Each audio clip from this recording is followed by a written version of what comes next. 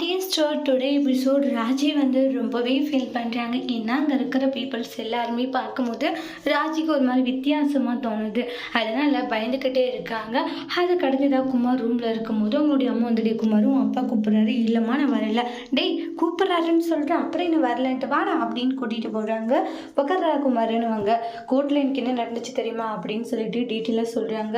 Case வந்து ரொம்ப ஸ்ட்ராங்காக உன் மேலே இதாக இருக்குடா, அதனால் இப்போதைக்கு வந்து உன்னை வந்து வெளியே எடுக்க முடியாதுன்ற மாதிரி சொல்கிறாங்கன்னுவாங்க. உடனே ஃபீல் பண்ணுறாங்க.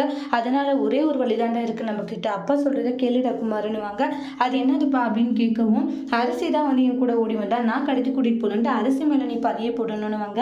குமார் இல்லைப்பா என்னால் அப்படி பண்ண முடியாது, ஏன்னா அவன் கூட வரல, நான் தான் அவளை கடத்தி கூட்டிகிட்டு போனேன். அப்படி இருக்கும்போது எப்படிப்பா இப்படி இல்லைப்பா என்னால் சொல்ல முடியாதுட்டு என்னடா பேசிகிட்டு இருக்க.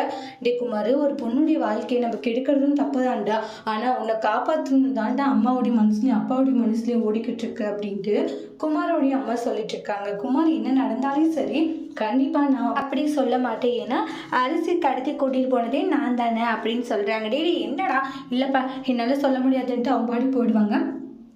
என்னடா சக்தி எப்படி பேசிட்டு இருக்கா, எனக்கும் ஒன்றும் புரியலன்னு குழப்பத்தில் இருக்காங்க. அப்போ தான் குமார் கிட்ட நான் பேசுகிறேன் ரூமுக்கு போயிட்டு குமார் அப்படின்றாங்க. குமார் அழுதுட்டு இருக்காங்க.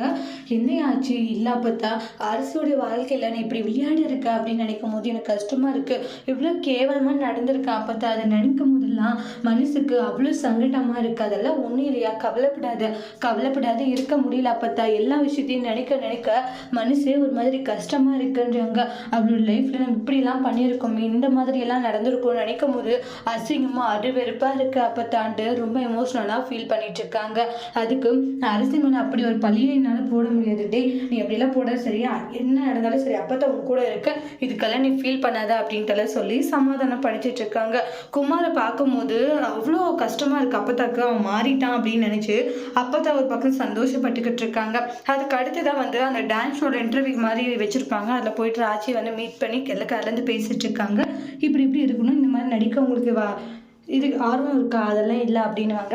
அப்புறம் அவங்க நேம் அட்ரஸ் எல்லாம் எழுதி அனுப்பிச்சிடுவாங்க. அப்புறம் வெளியே வந்ததும் எதுவும் தப்பாக படுதுன்ற மாதிரி ராஜி யோசிச்சுட்டு இருக்காங்க. கதிருக்கு வந்து கால் பண்ணுறாங்க. கதிருமே பேசிட்டு இருக்காங்க, எல்லாம் ஓகே வாங்க அப்படின்ட்டு. ஓகேன்ற மாதிரி சொல்லுவாங்க. ரூம் எல்லாம் கொடுத்துருக்காங்க. ஓகே சார் பத்திரமா இருன்னு ஃபோனை வச்சுடுவாங்க.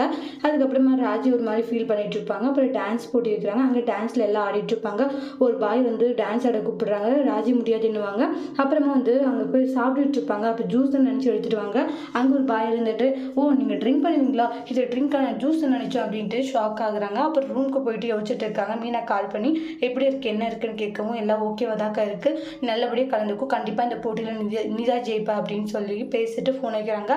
மறுபடியும் கதிர் கால் பண்ணி ஒரு ப்ராப்ளம் இல்லைல்ல, பத்திரமா சேஃபாக தானே இருக்குது, ஏதாச்சும் பிரச்சனையா அப்படின்னு கேட்குறாங்க. ராஜி இவங்ககிட்ட சொன்னால் தேவையில்லாத பிரச்சனை அப்படின்னு யோசிக்கிறாங்க. அடுத்து என்ன நடக்க போகுதுன்னு வெயிட் பண்ணி பார்க்கலாம். தேங்க்யூ.